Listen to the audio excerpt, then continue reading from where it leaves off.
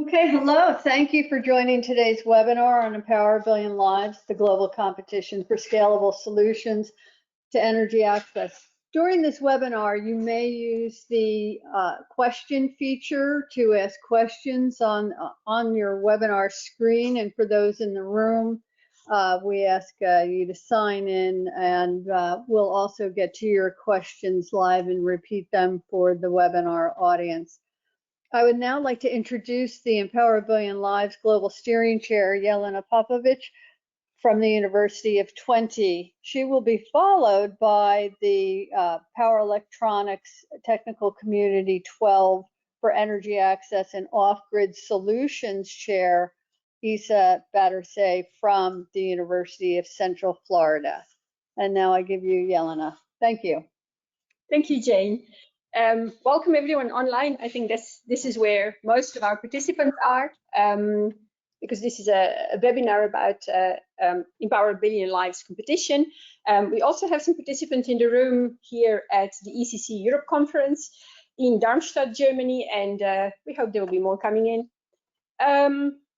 So as Jane introduced, we are here today to introduce and to launch the third round of Empower a Billion Lives competition, which is an initiative of IEEE Power Electronics Society. And we're going to dive deep into the guidance for the competition, but we're of course going to reflect on where we're coming from and what Empower a Billion Lives is about. And we're going to start with a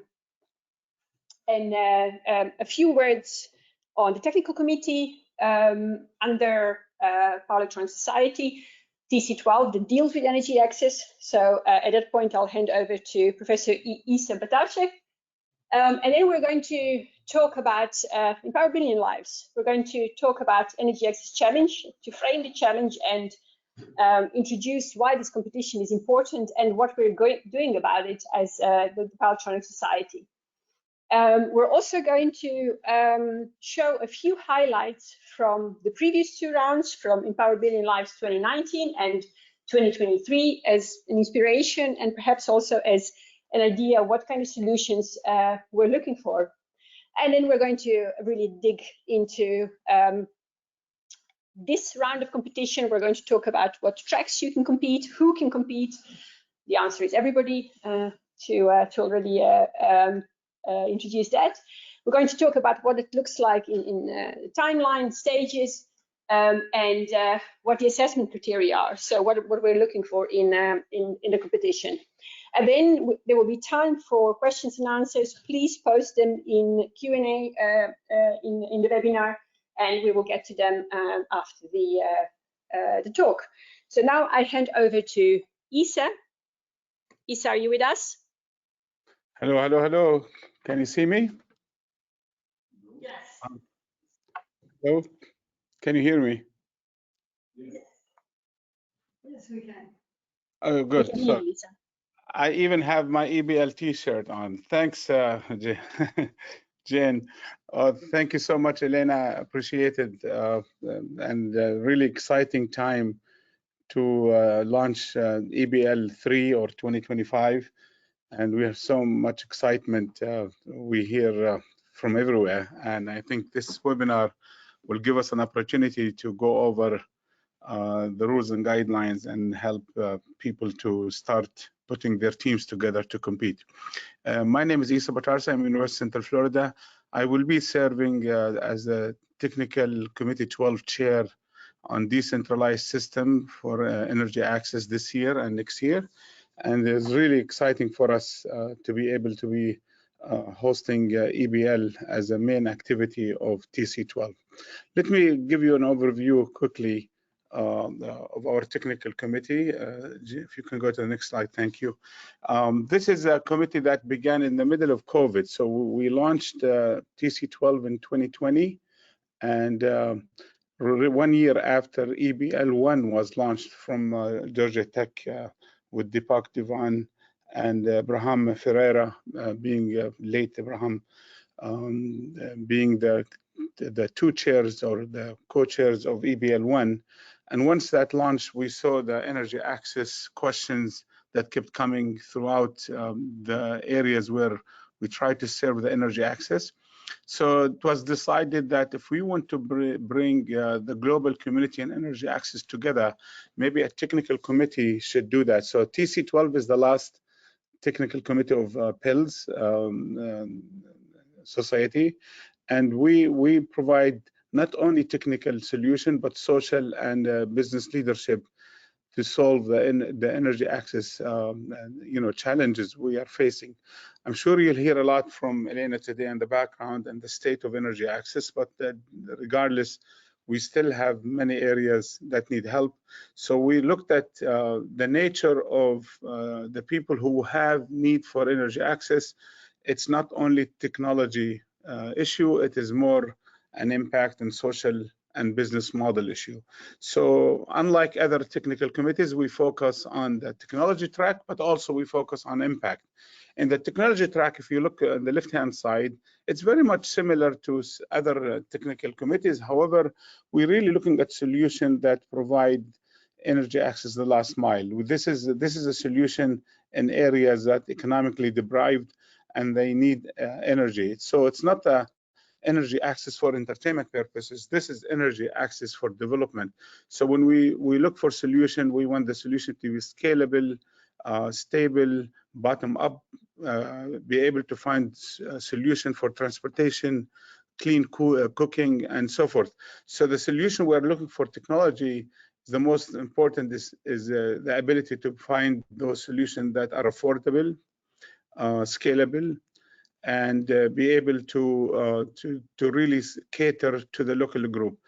If you want to really have this technology adopted, then you have to look at the social impact and how do you get this energy access solution embraced by the locals. This means you have to look at policies. So if you look at the impact tracks, we look at the business model. How do you present a business model to the energy access areas? How do you make the solution resilient? Are you able to get financing model? Is the pay-to-go system doable in certain areas? So if you look at this technical area, we need papers, we need participation that can look at the whole thing from technical, from business, and from social. Local empowerment, we like to empower the local groups. So that's why we are excited about TC12, and we have several activities. Jane, if you go to the next slide. We trying to look at several activities that can be very much led by this group, and I'm really grateful for the technical committee groups that are working with us, and I want to thank them all. But what we did now is EBL in the third round, as Elena mentioned, and you will hear a lot of exciting stuff shortly on EBL 3. The upcoming competition. So we are very proud of that competition. Now it is the major kind of activity when it comes to global competitive participation. As I mentioned, this launched Georgia Tech in 2018, and the first competition was 2019.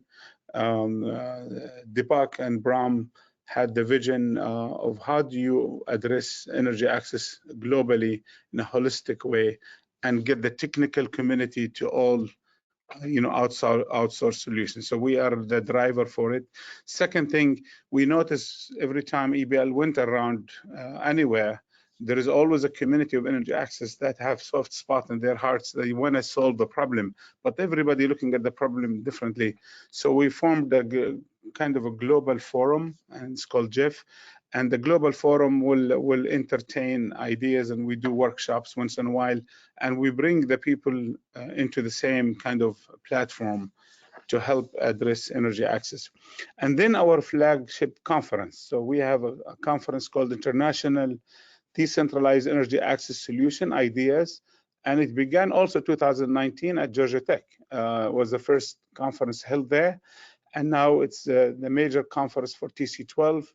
And I will mention shortly, it's coming up in 2025 in January, and we will be running that conference, and I hope many of you participate.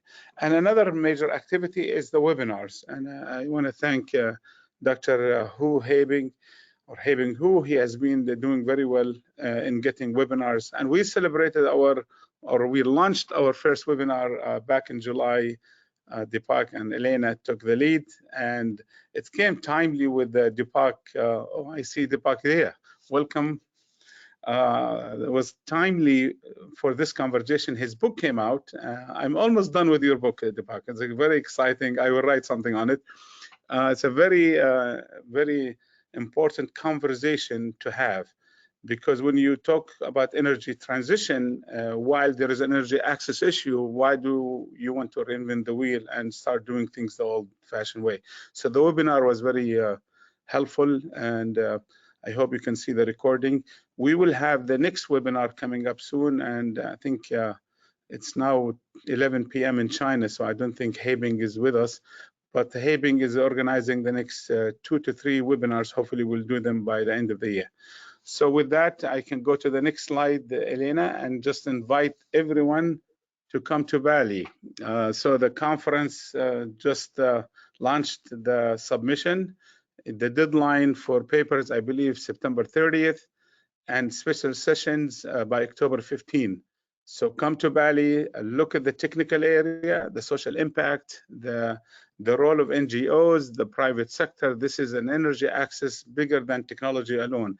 So if you have any great ideas you want to have with us, drop us an email. This is my email. Let me know, and we look forward to having you in Bali, Indonesia. And I will be monitoring the questions. If you have any questions for my remarks, as well as Elena is coming up, please go ahead and put those questions on the right-hand side. Thank you so much, Elena. Turn it back to you. Thank you very much, Isa. I think it's great to present also to the power electronics community what all we do on energy access. And while Empower a Billion Lives is our biggest initiative, we do a lot more. And I'm glad you also already kicked off some of the interesting and technologies with high potential, because I think we've, over the years, had many discussions on how energy access is sometimes perceived as a low-tech issue, while actually to solve all these challenges, we really need high-tech. We need utilization of technologies that can address, and we'll talk about the challenges in a minute. So that said, we're moving on to Empower a Billion Lives initiative itself. And I want to start with why are we doing it? What is the challenge? And I think one of the first shy participants in the room asked, is it really 1 billion people without access to modern energy? And it is. There is some progress made from 2010, when also with the Sustainable Development Goals that was tracked. So there is some progress. I will tell a little bit about what the progress is. So somewhere around 700 million people have no access to modern electricity, or no access to electricity at all. And another 2 billion has unreliable access. We just talked before the session started on how this is becoming a bigger problem in not only the countries where energy access is an issue, which is typically sub-Saharan Africa and Southeast Asia, but we see this issue of reliability of supply playing up in energy transition in general. And as the second part of the energy access, it's not only access to electricity, it's also challenge of over 2 billion people cooking on polluting biomass fuels. And for those who did not know, which is, I think, most of us, this kills 3 million people a year, more than HIV, tuberculosis, and malaria together. So if you want to talk about impact, this is what we need to look into. And as I said, there is progress, especially in electrification. There is progress that's made by extending or building the centralized grid, and with off-grid solutions that I will tell a bit more about. So we always start our energy access story with the standard approach is build more grids, and also in context where this actually does not make sense. And it doesn't make sense for many reasons, not only financial viability. Only 2 African utilities cover their operational and capital costs, but also reliability is poor, affordability is a challenge, and of course, pace of progress. I mean, how long does that take to actually happen for plans to be implemented? We see the challenge in the global north as well, and especially in energy access context. So as a response to these challenges, we have seen off-grid solutions emerging. So think about standalone solar systems for single households, typically small capacity, and mini grids, which is solutions for larger or for communities. But they and especially solar home systems have really booked progress in terms of sales. So it's a really market-driven approach, but they also have challenges. Affordability is an issue. Business model, especially for mini grids, is an issue, and this really being able to address certain needs of households is an issue. How do you scale up? How do you climb the energy ladder, as it's often referred to? So while more than 100 million people have gotten access to electricity through off-grid solutions, there is still really a very small percentage of it that has higher than tier 2 access, and I will show later this framework, multi-tier framework of electricity access. But which basically means is households who have less than tier 2 have less than 200 watt hours daily available for their electricity consumption. So think about what that gives you, 200 watt hours. And of course, the challenge is reaching communities and households that are remote. So they could be in remote communities. Affordability is an issue. Many of them live in poverty and or other type of vulnerability. So that's the challenge, and it's an enormous one. It is also an opportunity for us as a community, but we are obviously only one stakeholder, but also for innovation, for entrepreneurship. We see in the context of energy transition, we talked also at this conference all about how fast renewables are increasing, how many megawatts of solar we are installing, how EVs are giving, especially in certain parts, are replacing traditional vehicles, and the role of other technologies that are really enabling this energy transition. So the question is really, and the response that we as a community can contribute to, is how can we leverage these technologies to provide solutions to energy access that are clean, that are reliable, that are affordable, and that are resilient, so that the supply that people get actually is able to withstand different challenges. So as a response to that, the Power Electronics Society of IEEE has created Empower Billion Lives, a global initiative to crowdsource innovation from the global community and contribute to addressing this challenge.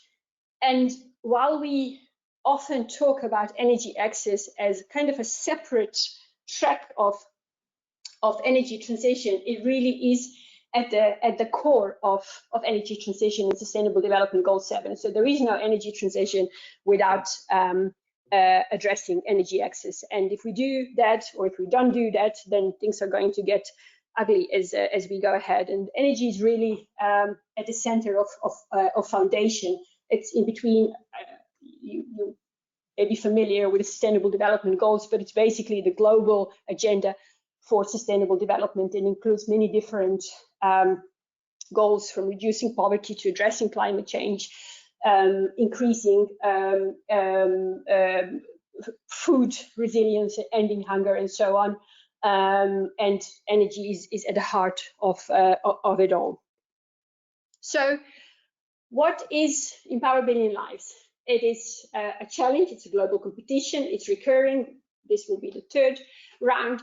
And what we're looking for is really interdisciplinary, or rather transdisciplinary innovation in the global community to develop solutions that leverage technologies that we mentioned, and that actually are scalable, This is a major challenge in energy access scalability, so it is easy to put a project that electrifies a village, but scaling this to 1 billion is really a challenge. And what we're looking in this competition, or the metrics that we are pursuing, as Isa already mentioned, also within the technical committee. So technology is enabling, it's at the heart of it, but we are looking at what are the business models that are bringing this technology to the communities and households that need them. And we're looking at what kind of social impact this creates. We'll talk about specific criteria later on, but this is our core metrics that we've been following since the beginning. And talking about impact, it's really the access to energy is not a goal in itself. I think I heard nobody buys electrons. I don't either. We buy what electrons enable us to do. So it's how energy access enables people to improve their livelihoods, to improve their health, to be part of the modern society, to be part of to be able to have financial access to financial services which they may not have had. So it is competition that's recurring, and we go through sort of continuous learning, both from the perspective of technologies that are being presented, but also for us as organizers, how this competition is evolving.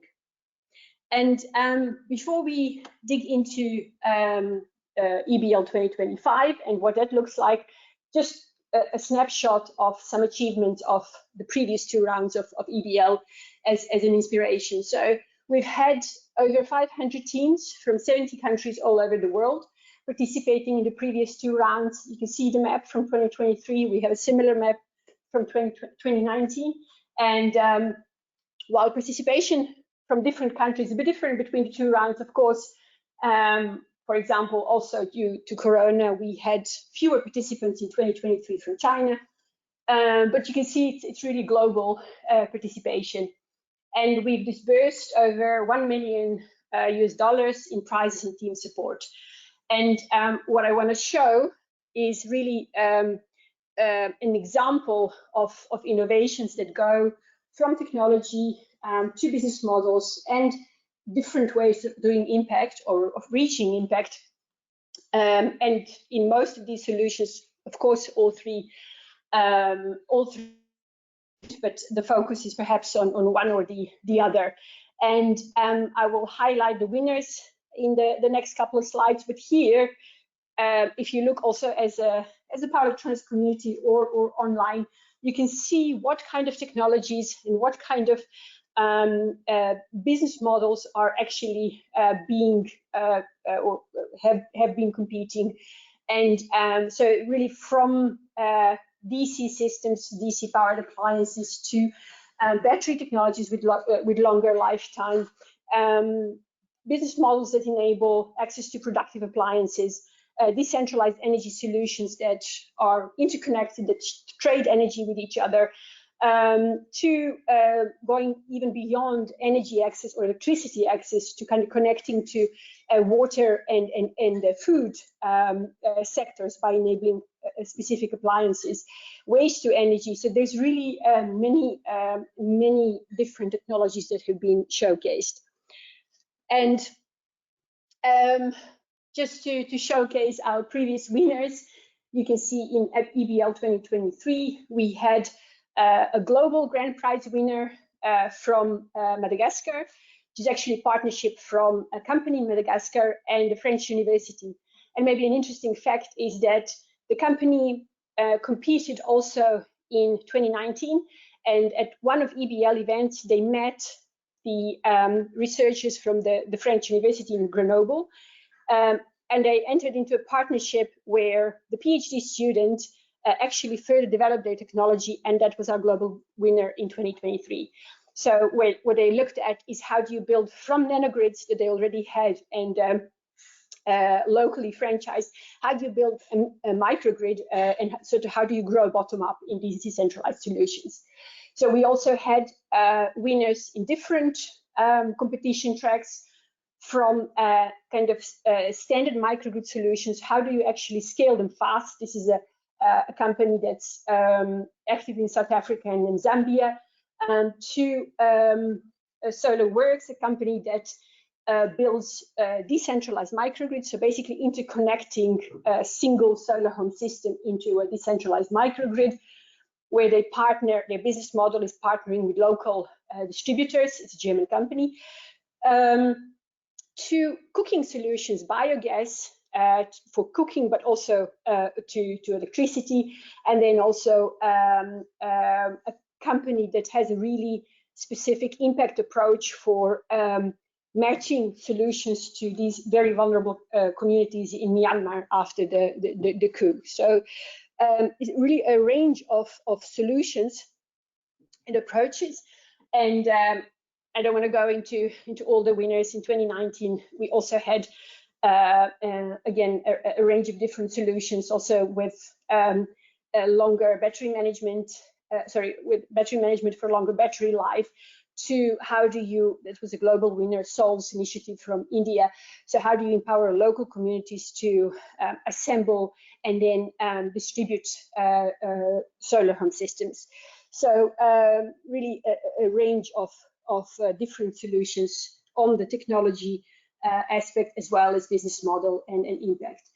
And again, it's not about access to energy, it's about impact that it has on people that gain access to energy. And this is some of our stats on the EBL winning teams. So you can see from people who got access to electricity, to farmers who have been supported to increase their yield.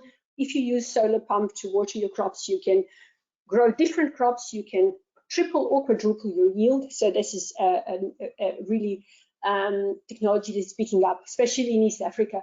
Electrification of health facilities, of course, reducing CO2 emissions because you're using clean sources, increasing income. A lot of these solutions are used for productive use, so whether it's small manufacturing, whether it's having a shop that stays open longer or cools drinks and sells more, to, of course, having light longer in the evening, which increases study time. So that's about the past and what EBL teams in the past have achieved and what a challenge looks like. So now moving on to the new round, EBL 2025. So we are launching the EBL competition today. We already have teams who have registered, and here an invitation for everyone to submit your registration, to register your team and take part in the competition. So on our website, which will be shown on the last slide, empowerbillionlives.org, you can see, you can find where you can register your team, and you can review resources and requirements. We already mentioned the competition is inclusive. It's open to everyone, from startups, small, medium enterprises, large enterprises, research labs.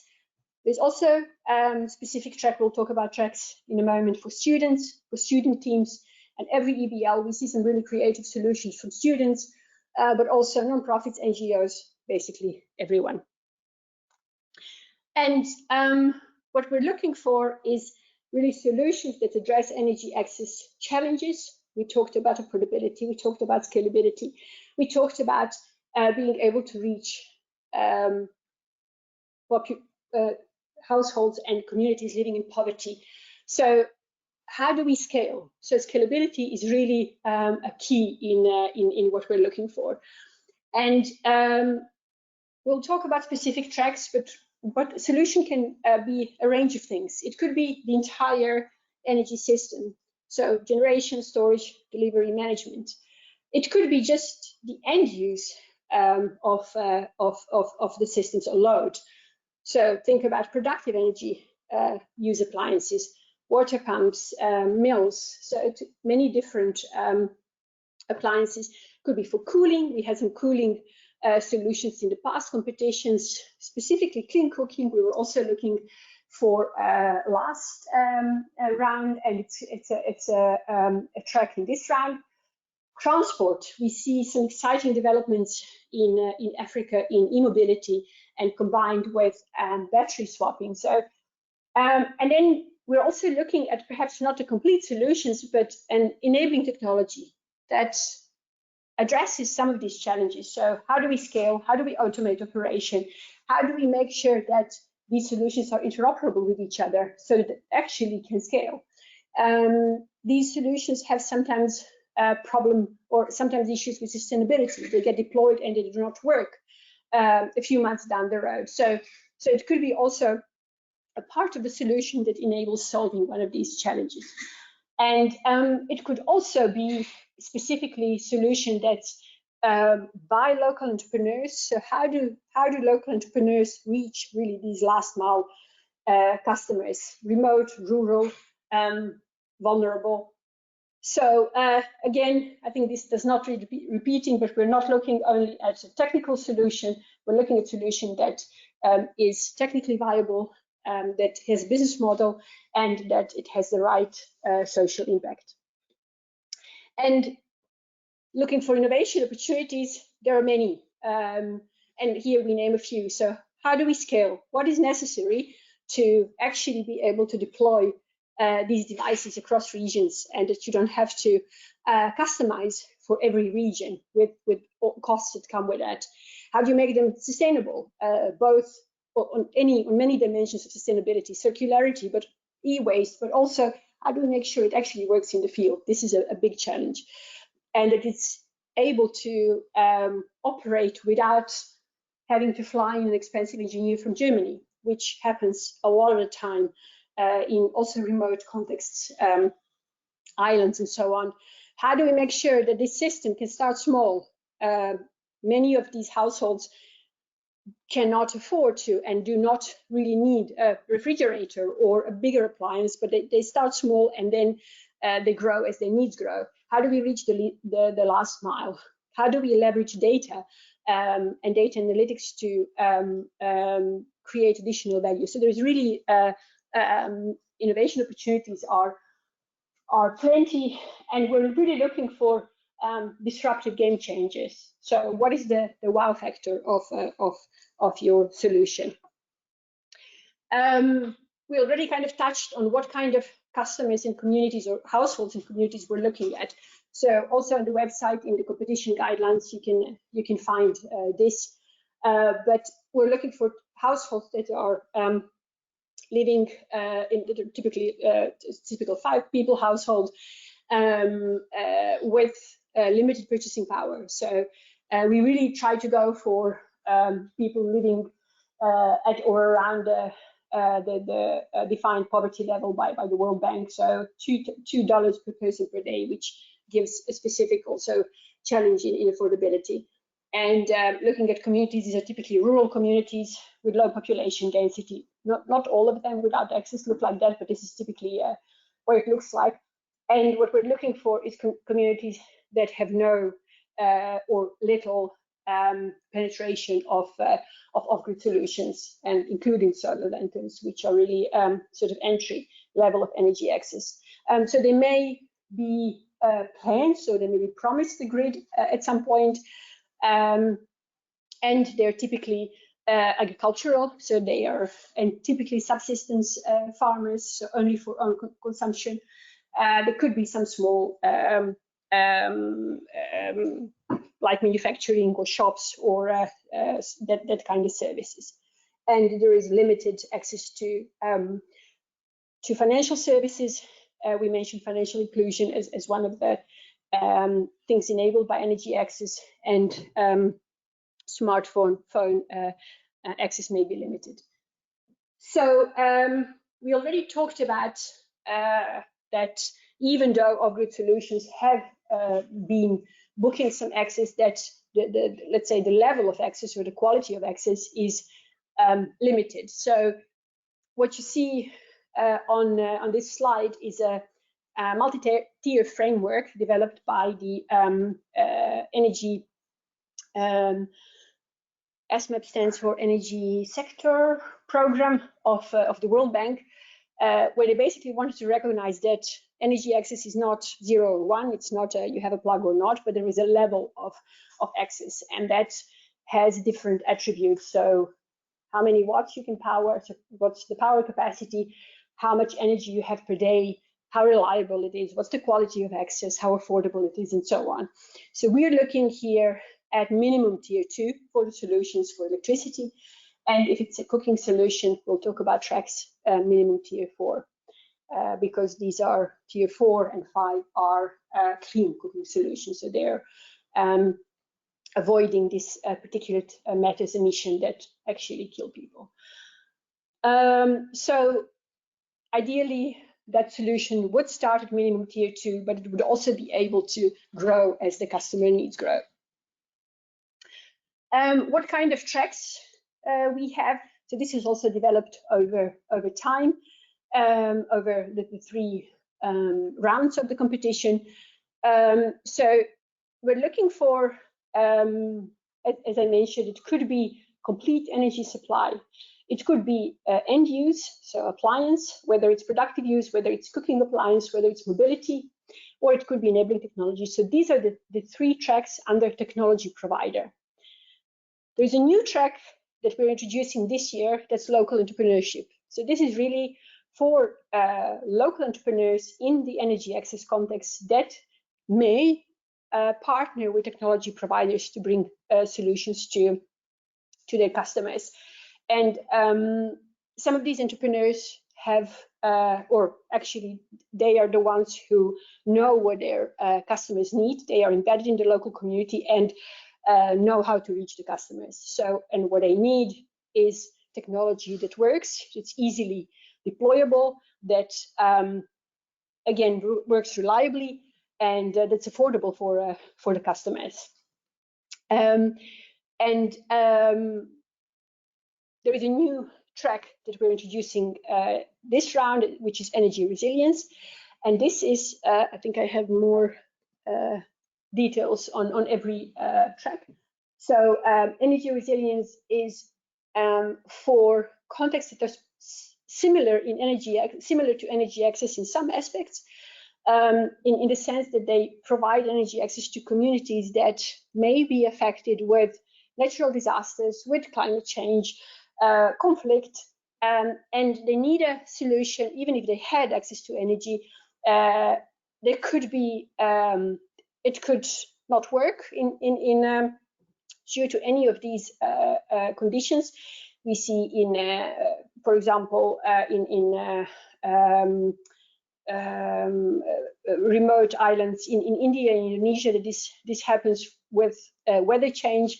The grid is just not working and there is no access. But I think there are also contexts in the global north where this is happening. So what are the solutions that are easily deployable that can provide access in the short term and increase resilience of communities in the long term? I think there will be more need for that in the future. And then there is a category student teams, which is a team that consists of tertiary education students with a supervisor, and the specific characteristic of student team or specific requirement is that they do not need to field test in an energy access environment. We recognize that their resources could be constrained, so they cannot just fly to Africa or Asia if they're not there. So they can test in a suitable environment in their home setting. They can also compete as full in any other categories, but then they need to test in energy access context. So this is what the competition will look like. We started accepting registrations 1 July, and we start with concept paper round. This is a 3-page proposal, so it's very brief. It's basically presenting your ideas, and you get feedback on how to improve it, but also we check eligibility and how it aligns with the goals and criteria of EBL. So after that round, there is a full proposal round. So this is a longer proposal, and it includes a field testing plan, and that can be submitted until end of 2025. After that, there are a few months for field testing. So teams who score sufficiently high in the full proposal round can go to field testing, and those who successfully complete field testing get invited to the global final. We are very excited. This round of EBL will have a global final in Africa. The previous two were in the States together with the ECC conference. And this time around, we will have it in Johannesburg, South Africa, together with the IEEE Southern Power Electronics Conference. So this is also will make things easier, hopefully, for our teams from the continent to also logistically be able to be present. And along this timeline, we have a number of events that are happening. So Isa mentioned the IDEAS conference in Bali, so we'll have EBL event there. And of course, with a global final, we always have energy access workshop where we invite some of these experts from the community that Isa mentioned to basically talk about also perspectives on energy access from outside of the power electronics community. So I think I covered most of it. What it looks like. So there is a concept paper around. If you go to the website, you can register your team and you can submit the concept paper. There's a template for the concept paper. It's a 3-page paper where the first page is basically the basic details of the team, and then the second and the third page are body of the proposal. The full proposal is longer and includes the field testing plan. And it includes all 3 aspects, so technology, social impact, and business model. Yeah, I think the rest has been covered already. So with the concept paper, what we're looking at, what it gets reviewed against, and it can get a recommendation to proceed, or that the full proposal is discouraged, which does not mean you cannot submit full proposal, but it means that it probably does not align with the criteria, and chances that it goes to further are probably not that high. So the criteria we're looking at is what is impact of the solution, if successful, if scale, what is the overall technical viability, and how ready it is to be tested in the field, and what is the business model behind. And in the concept paper, we also have teams who are very early in their business model. So that then gets worked out in the full paper, full proposal. As I mentioned earlier on, we're really looking at what is the wow factor of the solution. Why will that address the challenges that are there that others have not, or have not been able to. And I'm not going into details on all the criteria. You can find it in the guidelines on the website. But these are the criteria for the full proposal, so not necessarily for the concept paper, but it gives you an idea what the full proposal will be evaluated against. It's again along these 3 metrics: the technology, impact, and business score. And the judges will look at different aspects of these criteria. So under impact, what is the value that your solution creates for family and community? How easy it is to use? Is it affordable? What kind of social impact it has? Under tech score, it's really about does it fit this minimum level of requirements in terms of capacity that it provides, but also how scalable it is, how expandable it is in terms of growing in power needs, how easy is operation. Do you need a PhD to operate it on the spot, or is it I think Deepak says PhD in the box? How interoperable is it? Is it connected? And what features are enabled? So there's really a sort of a different attributes that we look for. It doesn't mean that every solution will have all the attributes, but basically this is how they're scored. And then from the business model perspective, we're looking at how financially viable is the model. Does it add any additional value to the stakeholders? How does it scale? How does it scale in terms of payments, in terms of really kind of if it reaches a large number of customers, how resilient it is to shocks, and where does the funding come from, and how does that, again, in order to scale, you need funding.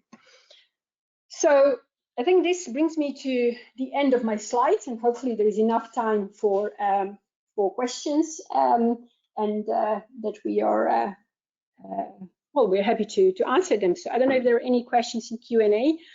I have one here. Okay. So Isa, Deepak, please feel free to jump in and yeah, help out. Right. So I hope I'm loud enough. I'm going to be loud for people in the room, I'm sure. Student track team with supervisor, they're asking, can they compete and electrify a village if their proposal is accepted? Can they compete in? And electrify and compete in the competition and electrify a village if their proposal is accepted. Yes, that's the idea, right? That's so it's already scalable. Yeah. That's, you know, Yes. I mean, for a student team. But Yes. Would they, though, if they were going to go and electrify them, if this was possible, would they actually still be a student team, or would they be competing in one of the other tracks? They can compete in the other track if they want, so they can be a full well in one of the other tracks. In the But I think what But if they're in the other tracks, they have to have a field test, right? field test in the country, right? Right. yeah. But if it's an unelectrified village, then that's a field test, right? Yeah, that's fine. That's but as a student team, they don't need to. The difference is the student team, they do not need to have a field test. Yeah. They can just Yeah. have an equivalent test in their labs or wherever else. Indeed. Maybe also from the audience here, if there are questions on EBL competing or otherwise. So look, maybe I have a question on insulin here. You know, how would you handle the local entrepreneur?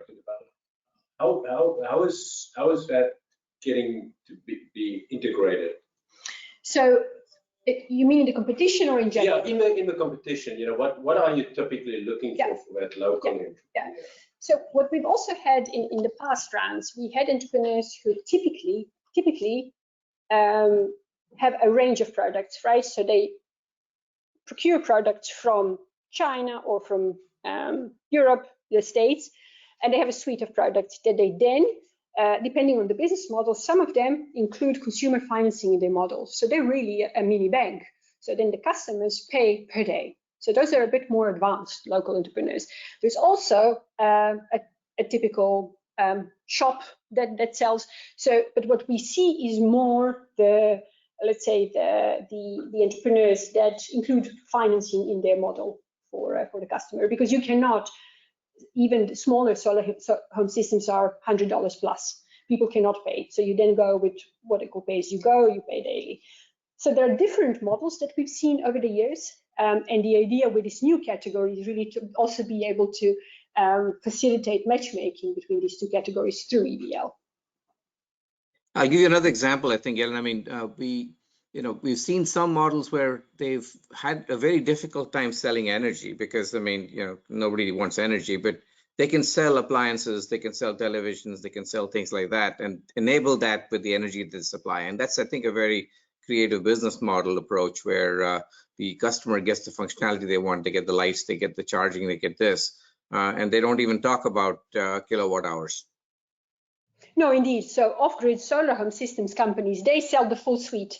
So they sell the panel, the battery bank, and electronics, but together with appliances, because most of these appliances, or all of the appliances, are DC, very high efficient. So you cannot hook up any appliance you have. So you're really selling this full bundle.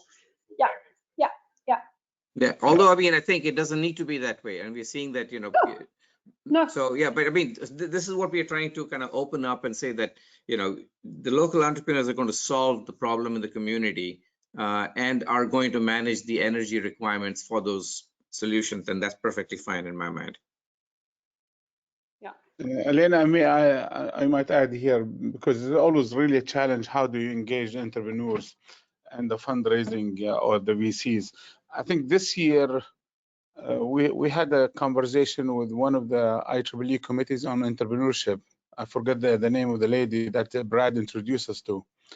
And they hold conferences around it's a global conference where they bring venture capitalists with people with some ideas and have a conversation. So they invited EBL to present the teams, and maybe they'll come even to the final round and listen to the teams who are presented. So maybe we will put them before VCs and get others interested in the technology being, evaluated. So this is something new we will start with EBL 2025.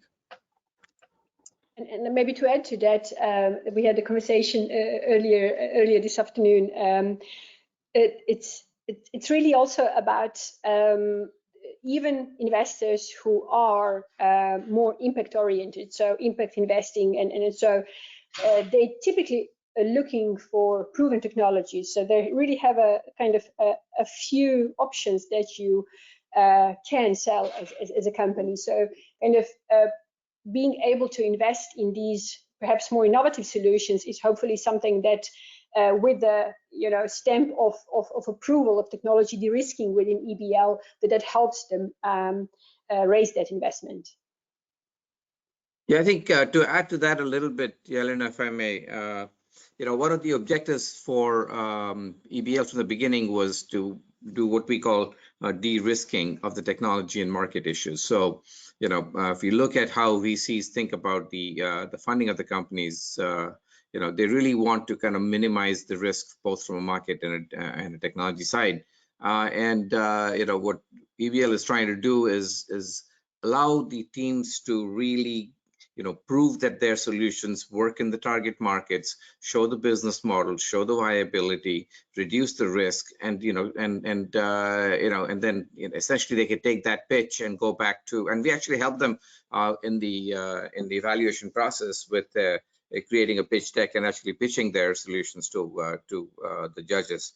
And I think that lets them get ready for that next raise of funding that they're trying to raise. And I think we've had a lot of successes in the EBL teams who have gone ahead and raised money and have been successful in terms of growing their businesses. Any more questions? I don't have any more questions. Okay. So, maybe I can ask another question more on the sustainability side. The sustainability, typically, technology is sort of pushed on people in the rural area, and then it's not sustainable, and it's part of a circular issue, but also just maintenance and lifetime. How is that really going to play into the new forest?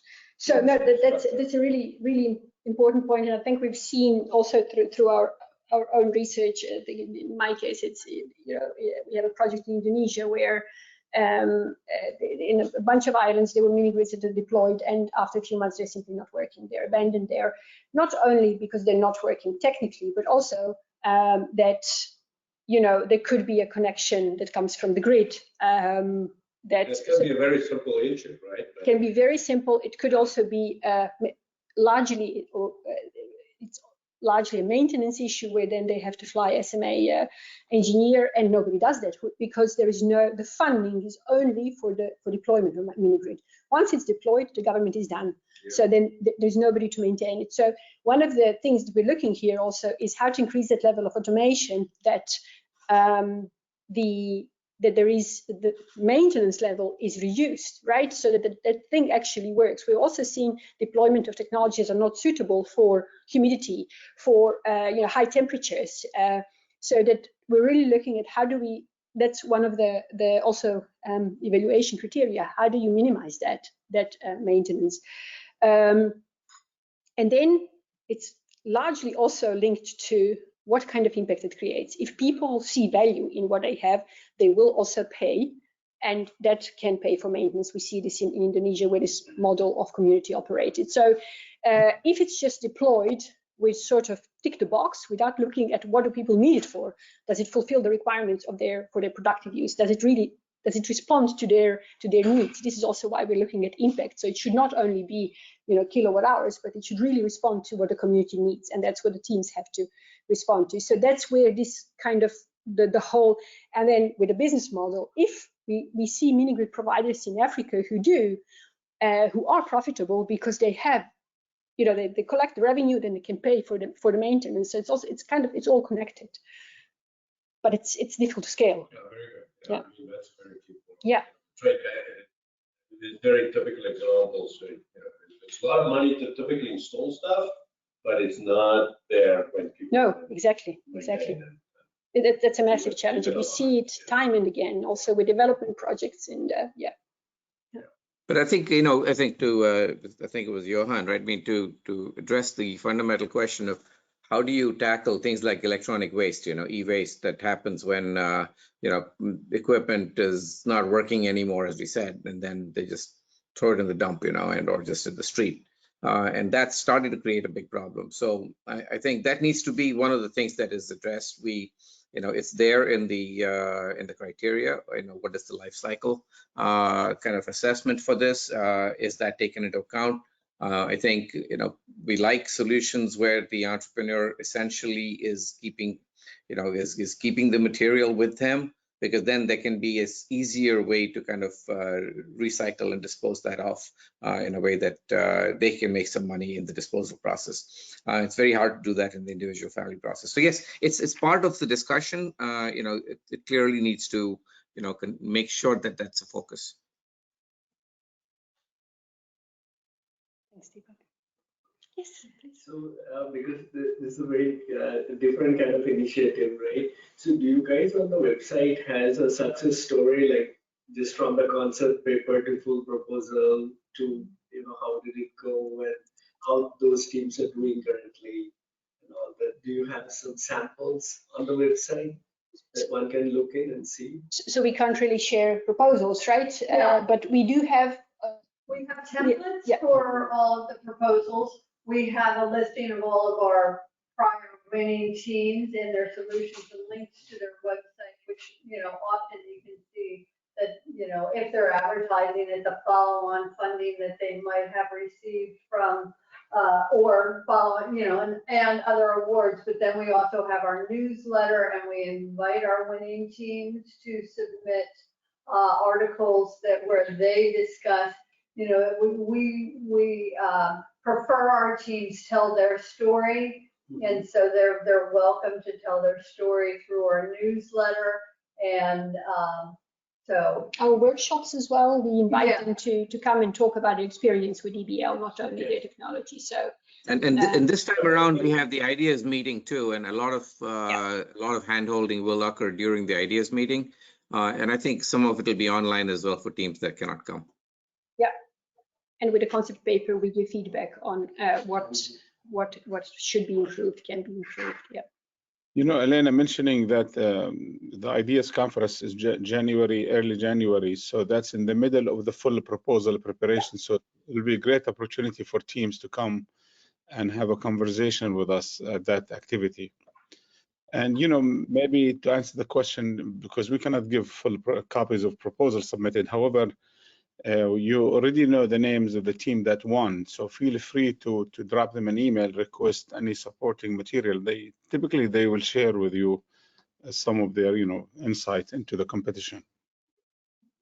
And on our YouTube channel, you can see where they presented, like at the global final, you can see where they presented their slides, and so you can see some of their end product as far as the process of going through the competition. And their contact information is available, right? Yeah. So one question for the students stay track. So do they also have to have the business model with them and the plans? So they typically have kind of a basic business model, which is more financial viability of their their proposal, right? So if this is your bill of material, if you sell it with this profit margin, and then how you partner with the local. So they do have a business model. And sometimes what we see, they partner with, so the technical team partners with, they have a financial person from other departments. So we saw that in our winning teams. Students, yeah. Policy students. Yeah. Really bring them in. So it's multidisciplinary teams typically. Yeah. Yeah. And I think it's okay for teams to kind of make a projection, because it's clear that the bill of materials on the first unit they build in their lab is not going to be reasonable in terms of actual cost. But it's okay to make a projection and go and look at some of the catalogs and say that by the time this gets to 1,000-piece quantities, this is kind of what we expect to see. I think it's okay to do that, and many teams do that. Yeah, that's what you would do as a startup entrepreneur as well. So that's kind of from building, yeah. In this championship, what is actually happening in the final? So you test your solution, and what you do in the final then? Like presenting it very smartly? Or? No, your field test, you prove that it works, and you send a video. Ah. So you you demonstrate that it works, and then there is a criteria for field testing. So, and in the final, you come and give your presentation to And that includes, as Yelena was saying, the video and actual customer used, kind of validation and some feedback from the customers in terms of what it's doing. Yeah, so they're really in the community. They go around and talk to people, and they basically demonstrate what they've achieved there. I think looking at the time, we are perfectly in time. No more questions, as I see. So I think I would like to thank all the participants here in the room, online, and to thank Isa and Deepak and Jane. Come and join us, submit a proposal, and engage in other ways with EBL. Yeah, and see you in Bali at the IDEAS conference. Hopefully. Yep. Thank you, and please go to our website, empowerbillionlives.org, and you'll find all the information you need there as well. And this video, once it is downloaded, will be posted on.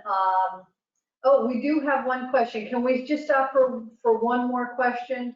I just want to finish up. After this question, we will log off, but we will have this video up on our YouTube channel. We do just get a question. How about powerful gravitational turbines that can rotate all around, can rotate all around the cosmotors to avail electric power for simple residential and/or powerful gigawatt motors in a non-stop, cheaply produced without the necessity for storage problem? So as we said, I think when we talked about target solutions, we are technology agnostic. If you can convince us that this responds to the needs of the community, so that it's affordable, that it's reliable, that it's sustainable, we had all kinds of different solutions throughout the years. So including horses, if I remember, the one which was a horse-driven proposal. Exactly. So yeah. And Mahesh has asked, what do you know about by field testing in a suitable environment? Say again, what? He asked, what do you know by field testing in a suitable environment? So it has to be an energy access context. We have in the guidelines more specifically, but it has to be an energy access context. So it really has to be a community where there is no access to electricity. So because the part of demonstrating is really impact on that community. And while we realize that you cannot measure impact in 3 weeks or however long field testing is, you do get feedback from the customers. So you cannot do that in a community that's not an energy access context. And, but this time I think we have one additional track, right? That's the resiliency track. And I think the resiliency track doesn't need to be in a pure energy access community, but it has to be in a community that or to demonstrate the resiliency principles. Is that correct, Yelena? Indeed. that is it. And normally in the concept paper, the teams would specify how they are thinking about it. And so if we have to give them feedback and say, guys, that's not correct, or, change your thinking, we can do that. Okay, thank you, Yelena. This was perfect, and I look forward to having a lot of teams this time around. Yes. Thank you. The race is starting. you We're already all. seeing it many, so that's great. I mean, keep the teams growing. Indeed. Thank you all. Thanks, Jen. Bye-bye. Thank you all. Bye. Thank you, Isa. Bye. Thank you. Enjoy the conference. Okay, bye. Bye.